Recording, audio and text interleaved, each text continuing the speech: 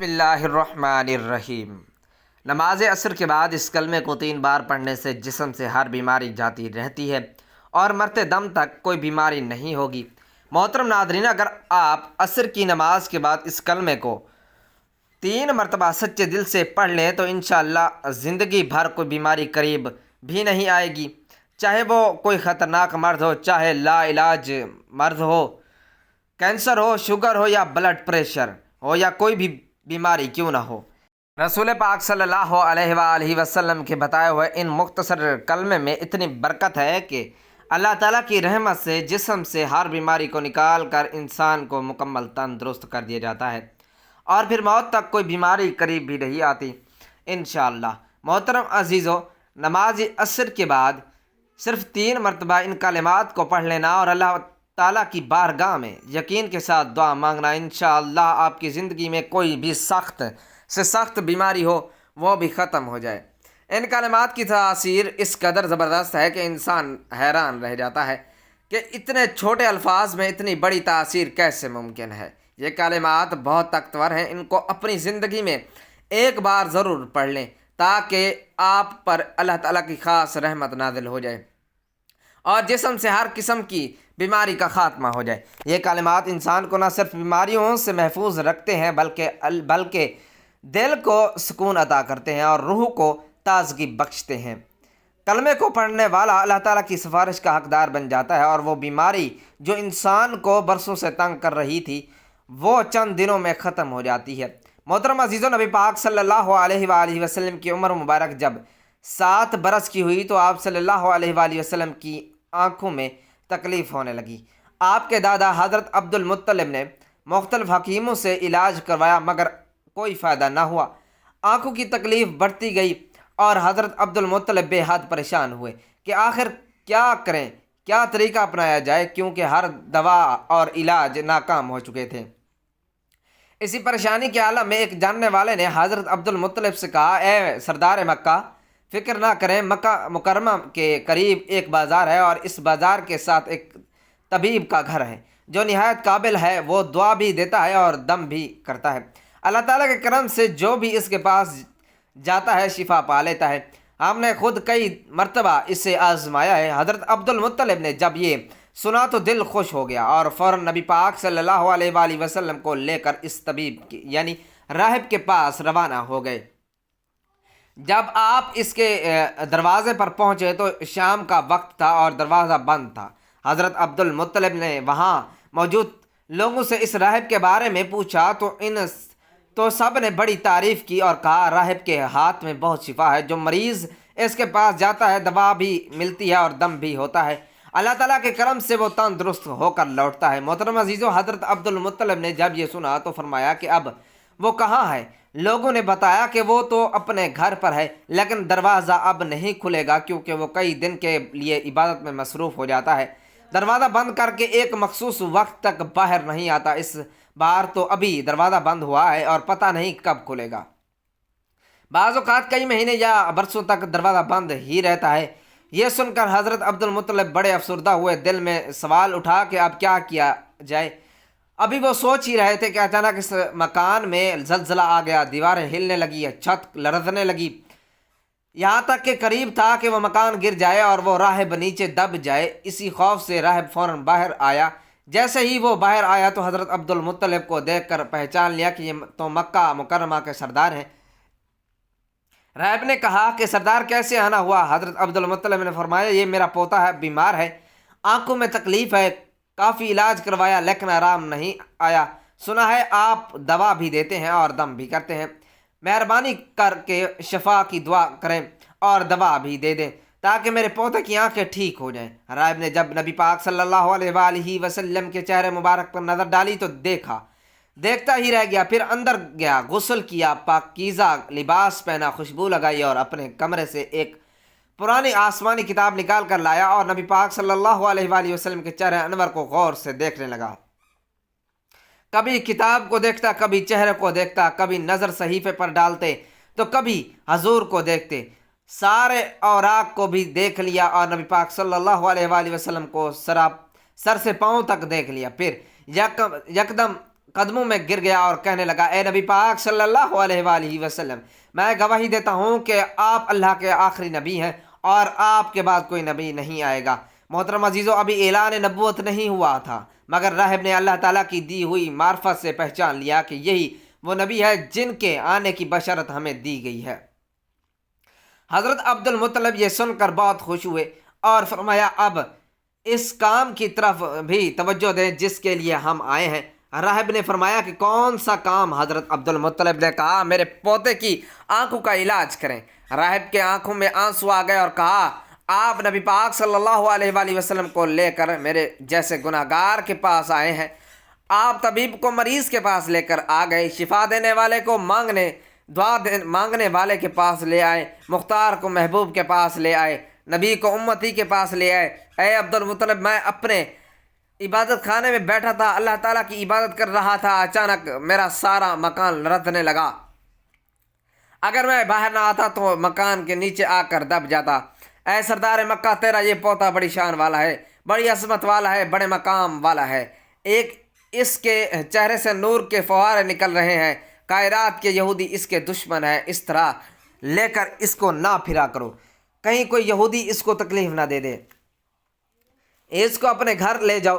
محترم عزیزو، حضرت عبد المطلب نے فرمایا، آپ نے میری بڑی رہنمائی فرمائی، شکریہ، لیکن اصل مسئلہ تو اپنی جگہ رہا، جس مقصد کے لیے آیا تھا وہ تو حل نہیں ہوا۔ تو راہب نے مسکرا کر کہا، اے سردار مکہ، ان کی آنکھوں کا علاج خود ہی انہی کے پاس موجود ہے، آپ کو پتہ نہیں؟ فرمایا، کہاں ہے علاج؟ راہب نے کہا، سردار مکہ، نبی پاک صلی اللہ علیہ وآلہ وسلم کا لعاب شریف نکال کر ان کی آنکھوں میں لگاؤ، یہ بالکل ٹھیک ہو جائیں گے۔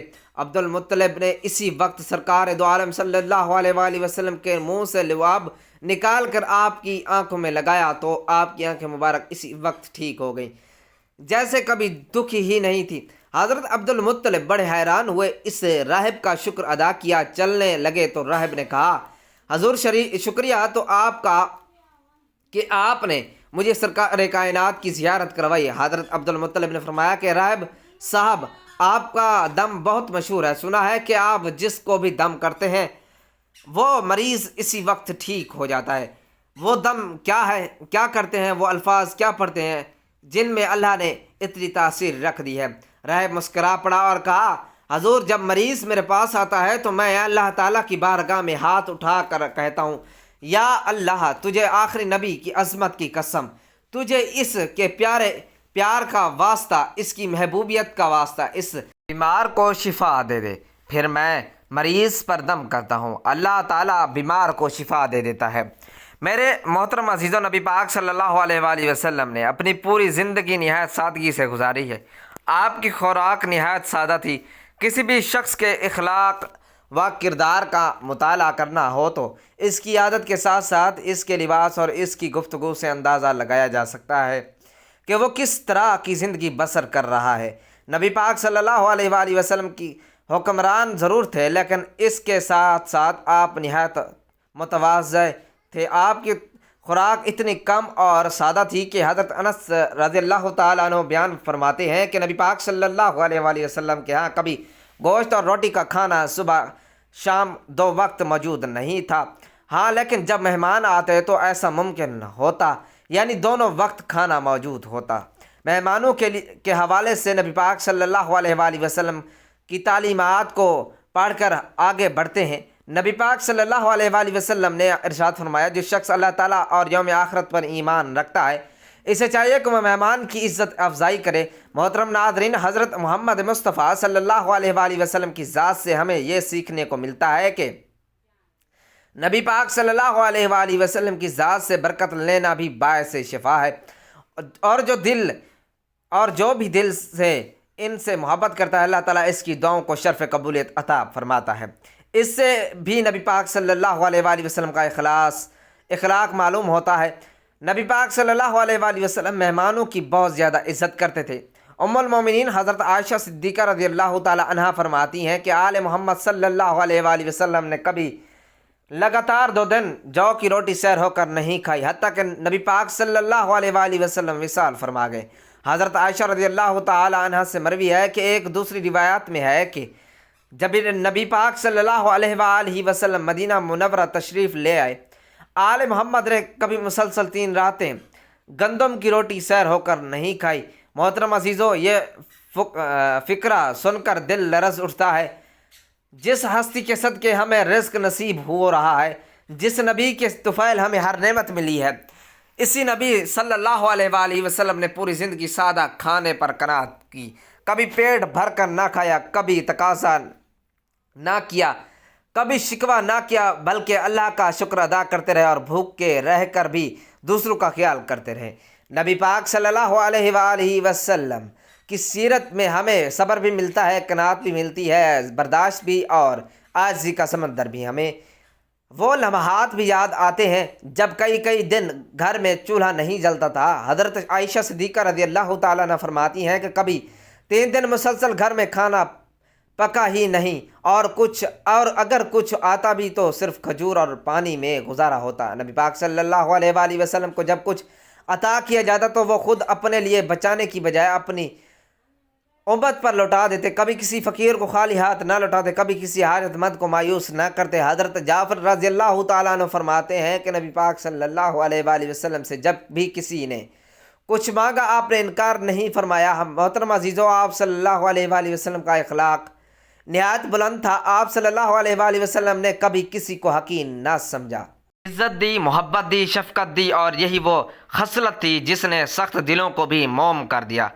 جس نے دشمنوں کو بھی دیوانہ بنا دیا۔ حضرت انس رضی اللہ تعالیٰ عنہ فرماتے ہیں کہ میں نبی پاک صلی اللہ علیہ وآلہ وسلم کی خدمت میں 10 سال رہا، کبھی آپ نے مجھے اف تک نہ کہا، کبھی کوئی شکوہ نہ کیا، کبھی نہ فرمایا کہ یہ کام کیوں نہ کیا، یہ کیوں نہیں کیا۔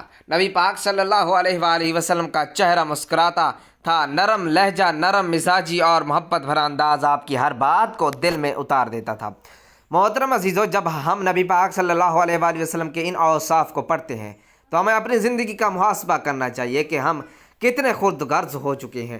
ہم ذرا سی بات پر لڑ پڑتے ہیں، ذرا سا مال آنے پر اکڑ میں آ جاتے ہیں، اور جب نعمتیں کم ہو جائیں تو شکوے شروع ہو جاتے ہیں۔ نبی پاک صلی اللہ علیہ وآلہ وسلم نے تو ساری زندگی ایک معمولی بستر پر گزار دی۔ ایک روایت میں آتا ہے کہ حضرت عمر رضی اللہ تعالیٰ عنہ جب نبی پاک صلی اللہ علیہ وآلہ وسلم کے حجرہ مبارک میں داخل ہوئے تو آپ صلی اللہ علیہ وآلہ وسلم ایک کھجور کی چٹائی پر آرام فرما رہے تھے۔ چٹائی کی نشان جسم مبارک پر نمایاں تھے۔ حضرت عمر کی آنکھ نم ہو گئی، عرض کیا، یا رسول اللہ، کیسر و کسرا ریشمی بستروں پر ہیں اور آپ صلی اللہ علیہ وآلہ وسلم اس چٹائی پر آرام فرما رہے ہیں۔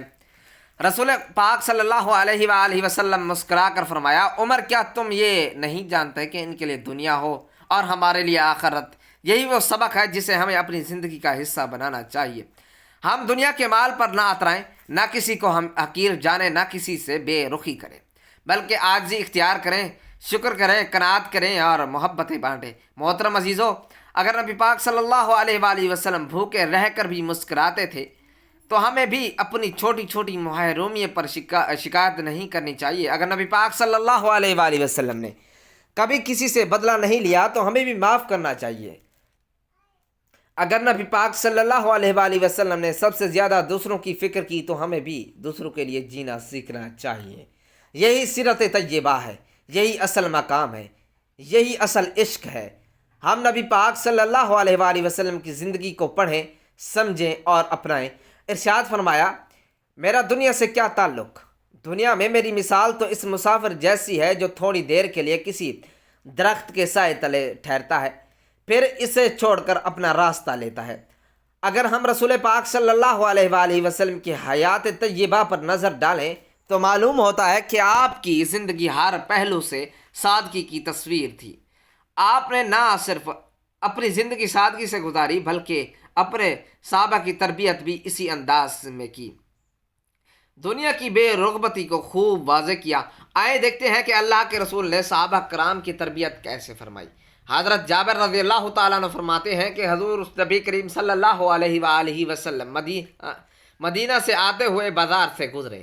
آپ کے ارد گرد بہت سے صحابہ کرام تھے۔ آپ ان کے ہمراہ تشریف لے جا رہے تھے کہ راستے میں ایک بکری کا مرا ہوا بچہ پڑا تھا۔ اس کے کان چھوٹے تھے، آپ نے ان کا کان پکڑ کر فرمایا ساتھیو تم میں سے کون ہے جو اسے 1 درہم میں لینے پر راضی ہو؟ صحابہ نے عرض کیا یا رسول اللہ صلی اللہ علیہ وآلہ وسلم 1 درہم تو بہت بڑی بات ہے، ہم تو 1 پیسے میں بھی لینے کو تیار نہیں ہیں، اور اسے لے کر کریں گے کیا؟ اب طے ہوا کہ اچھا کیا تم اسے مفت لینے کے لیے راضی ہو؟ صحابہ نے عرض کیا یا رسول اللہ اگر یہ زندہ ہوتا تب بھی یہ عیب دار شمار ہوتا، کیونکہ اس کے کان چھوٹے ہیں اور اب تو یہ مرا ہوا ہے۔ محترم عزیزو، دیکھیں اللہ کے رسول صلی اللہ علیہ وآلہ وسلم دنیا کی بے ثباتی اور کم حیثیت کو کس انداز میں بیان فرما رہے ہیں۔ آپ نے ارشاد فرمایا اللہ کی قسم، اللہ تعالیٰ کے نزدیک دنیا اس مردار سے بھی کم حیثیت رکھتی ہے۔ پھر ایک اور موقع پر دنیا کی حقیقت ان الفاظ میں بیان فرمائی کہ اگر دنیا اللہ کے نزدیک مچھر کے پر کے برابر بھی حیثیت رکھتی ہوتی تو کسی کافر کو اس میں پانی کا ایک گھونٹ بھی نہ دیتا۔ محترم عزیزو، ذی الحج کا بابرکت مہینہ ہے، یہ ان 4 مہینوں میں سے ایک ہے جن کا ذکر اللہ نے قرآن میں کیا ہے۔ ان دنوں میں اللہ کو راضی کرنے کا وقت ہے، ان دنوں میں اپنے نفس کو قابو میں رکھنے کا وقت ہے، دنیا کی حقیقت کو سمجھنے اور آخرت کے لیے تیاری کرنے کا وقت ہے۔ جان لیجئے کہ یہ کلمات بہت بابرکت ہیں، بالکل اسی طرح جیسے یہ دن برکت والے ہیں اور رحمت والے ہیں۔ اللہ پاک نے ان کلمات میں بہت زیادہ شفا رکھی ہے۔ جو بھی شخص کسی ایسی بیماری میں مبتلا ہو جس کا وہ بار بار علاج کروا کر تھک چکا ہو اور اب بھی اسے شفا نہ مل رہی ہو، وہ ان کلمات کو ضرور اپنائیں، انشاءاللہ اللہ پاک اسے ہر بیماری سے نجات عطا فرمائے گا۔ وہ کلمات یہ ہیں سبحان اللہ و بحمدہ، سبحان اللہ العظیم، استغفر اللہ، لا حول ولا قوت الا باللہ العلی العظیم۔ آپ نے ان کلمات کو نماز عصر کے ادا کرنے کے بعد فوراً بعد 3 مرتبہ پڑھنا ہے، لیکن اس سے پہلے اول و آخر 1 مرتبہ درود پاک پڑھنا ہے، اور اس کے بعد تعوذ اور تسمیہ یعنی اعوذ باللہ من الشیطان الرجیم بسم اللہ الرحمن الرحیم بھی پڑھ لینا ہے۔ اس کے بعد یہ کلمات 3 مرتبہ ادا کرنے ہیں۔ جب یہ 3 مرتبہ مکمل ہو جائیں تو پھر آپ نے لا الہ الا اللہ کی ایک تسبیح مکمل کرنی ہے، یعنی اس کو انگلیوں پر گن کر یہ تسبیح کے دانوں پر پورے 100 مرتبہ پڑھنا ہے۔ جب آخری دفعہ پڑھیں تو ساتھ محمد رسول اللہ پڑھیں تاکہ آپ کی تسبیح پوری ہو جائے۔ جب یہ تسبیح مکمل ہو جائے تو آخر میں دوبارہ اتنی ہی مرتبہ درود پاک پڑھ لیں جتنی بار آپ نے ابتدا میں پڑھا تھا۔ محترم عزیزو دوستو، جو بھی سخت سے سخت بیماری ہو، لا علاج مسئلہ ہو، کوئی ایسی پریشانی ہو جو حل ہونے کا نام نہ لے رہی ہو، تو یہ عمل ضرور کریں، انشاءاللہ اللہ پاک آپ کو ان کلمات کی برکت سے پوری عطا فرمائے گا اور آپ کے دل کو سکون ملے گا۔ محترم عزیزو، یہ کلمات صرف 3 مرتبہ عصر کی نماز کے بعد ادا کرنے ہیں، اول آخر 1 مرتبہ درود پڑھنا ہے، انشاءاللہ اس عمل کے برکت سے آپ شفا یاب ہو جائیں گے۔ سب سے پہلے آپ نے درود پاک پڑھنا ہے، 1 بار ثواب کی نیت سے میرے ساتھ بھی پڑھ لیں۔ اللہم صلی علی محمد وعلی آل محمد کما صلیت علی ابراہیم وعلی آل ابراہیم انک حمید مجید۔ اللہم بارک علی محمد وعلی آل محمد کما بارکت علی ابراہیم وعلی آل ابراہیم انک حمید مجید۔ درود پاک پڑھنے کے بعد آپ نے 1 مرتبہ اعوذ باللہ من الشیطان الرجیم بسم اللہ الرحمن الرحیم پڑھ کر 3 مرتبہ آپ نے یہ کلمات پڑھنے ہیں سبحان اللہ و بحمدہ، سبحان اللہ العظیم، استغفر اللہ، لا حول ولا قوت الا باللہ العلی العظیم۔ جب آپ 3 مرتبہ یہ کلمات پڑھ لیں تو آپ نے ایک مکمل تسبیح لا الہ الا اللہ کی پڑھنی ہے، مکمل 100 دانے والی تسبیح ہاتھ پر گن کر پڑھ لیں یا تسبیح کے دانوں پر۔ جب آپ 99 دفعہ لا الہ الا اللہ پڑھ لیں تو آخر دفعہ آپ نے پورا کلمہ پڑھنا ہے لا الہ الا اللہ محمد رسول اللہ۔ اس کے بعد آپ نے پھر دوبارہ درود پاک پڑھنا ہے جو آپ نے شروع میں پڑھا تھا۔ اللہ والوں کا آج یہ وظیفہ اور عمل آپ کو بتا دیا گیا ہے، یہ صرف بیماریوں سے شفا کے لیے نہیں بلکہ زندگی کے ہر پہلو میں اللہ پاک کے پاس انعامات کو حاصل کرنے کا ایک ذریعہ ہے۔ یہ وہ طاقتور کلمات ہیں جن میں اللہ پاک نے جسمانی بیماریوں کے ساتھ روحانی بے چینی کے لیے بھی شفا رکھی ہے۔ ان کلمات کو جو شخص دل سے پڑھے گا اللہ پاک اس کے دل کو سکون عطا فرمائے گے اور اس کے جسم کو ہر قسم کی تکلیف سے محفوظ رکھیں گے۔ یہ عمل نہ صرف عام بخار، درد اور جسم کی کمزوری، بلڈ پریشر، شوگر جیسے امراض میں مفید ہے بلکہ جن بیماریوں کو ڈاکٹر لا علاج کہہ دے، جیسا کہ کینسر، دل کی تکلیف، گردوں کی خرابی، سانس کی بیماری یا دمے کی تکلیف، ان سب کے لیے بھی یہ عمل عرش الہی سے شفا بن جاتا ہے۔ اللہ پاک کے فضل سے یہ کلمات پڑھنے والا کو ایسی طاقت ملتی ہے کہ وہ بیماریوں کا مقابلہ صبر اور حوصلے سے کرتا ہے، اور اللہ پاک جلد شفا عطا فرما دیتا ہے۔ یہ عمل صرف بیماریوں تک محدود نہیں، بلکہ اس کی برکت سے رزق میں کشادگی آتی ہے۔ جو لوگ قرضوں میں ڈوبے ہوتے ہیں، جو رزق کی تنگی کا شکار ہوتے ہیں، جو چاہتے ہیں کہ ان کے گھر میں خیر و برکت ہو، تو وہ اس عمل کو اپنی زندگی کا حصہ بنا لے۔ انشاءاللہ گھر میں خوشحالی آ جائے گی، میاں بیوی میں محبت پیدا ہوگی، اولاد فرما بردار بن جائے گی، اور گھر جنت کا نمونہ بن جائے گا۔ جو شخص عصر کے بعد یہ کلمات پڑھے گا، اس کے رزق کے دروازے کھلیں گے، کاروبار میں ترقی ہوگی، بے برکتی ختم ہو جائے گی، اور دل کو وہ روحانی سکون ملے گا جو مال و دولت سے نہیں ملتا۔